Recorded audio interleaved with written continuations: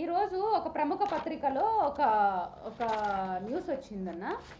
ఏమి అంటే ఒక షెడ్లో వాటర్తో ఇక్కడ షెడ్లో వాటర్ డ్రైనేజ్గా వాటర్ అంతా నిండిపోయింది వాటర్తో అని చెప్పి ఈ పత్రికలో రావడం జరిగింది.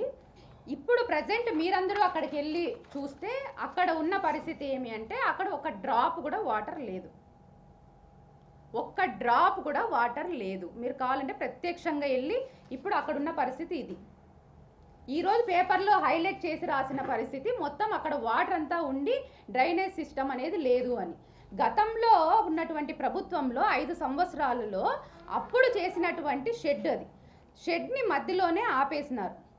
షెడ్ పూర్తిగా చేయకోకుండా ఒక డ్రైనేజ్ సిస్టమ్ అనేది ఏర్పాటు చేయకోకుండా అక్కడ ఆ షెడ్ని అట్లనే వదిలేయడం జరిగింది. ఇదే ఈరోజు ఈ పత్రికలో రాసినటువంటి వ్యక్తి ఆ రోజు కూడా ఉన్నారు.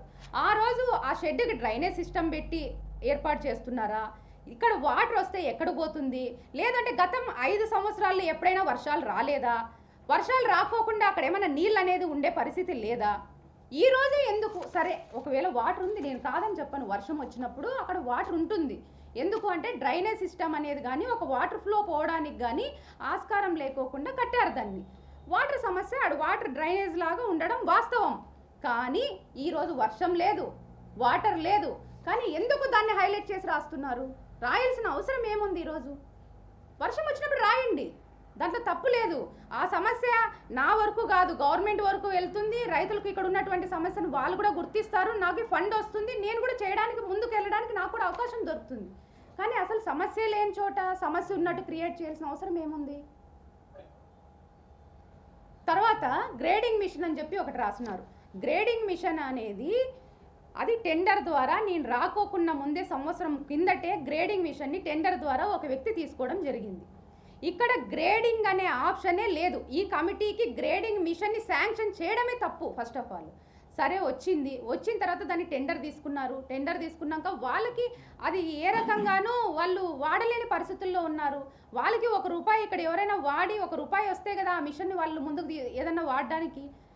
వాళ్ళకి ఆ సమస్య అనేది ఇక్కడ కనీసం నేను వచ్చిన తర్వాత ఇంతమంది వ్యాపారులు ఉన్నారు. ఏ ఒక్కరు కూడా మేడం మా గ్రేడింగ్ మిషన్ లేకపోవడం వలన మేము సమస్య ఎదుర్కొంటున్నామని ఏ ఒక్కరు నా దృష్టికి తీసుకురాలేదు.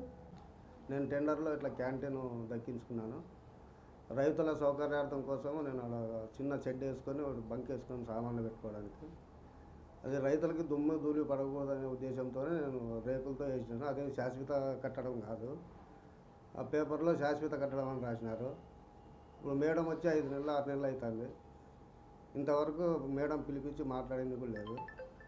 మొన్న పేపర్కి వచ్చిన తర్వాత పిలిపించింది మేడం. ఏ అధికారులకు కానీ డబ్బులు ఇవ్వలేదు. ఇదంతా కేవలం రైతుల సౌకర్యార్థం కోసమే చేసినాను.